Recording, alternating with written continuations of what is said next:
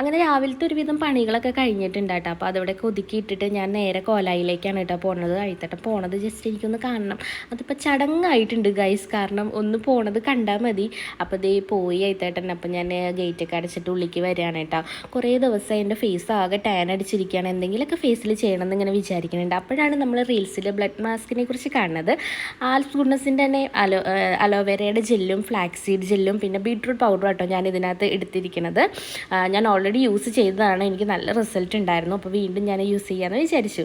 അപ്പം നമ്മൾ aloe vera ജെല്ലും flax seed ജെല്ലും beetroot പൗഡറും കൂടി എടുത്തിട്ടുണ്ട്, മിക്സ് ചെയ്തിട്ടുണ്ട്. ശരിക്കും ഒരു ബ്ലഡ് മാതിരിയായിട്ട് നിങ്ങൾക്ക് കാണുമ്പോൾ തന്നെ അറിയാം. അത് ഞാൻ മണത്ത് നോക്കിയിട്ടുണ്ട്.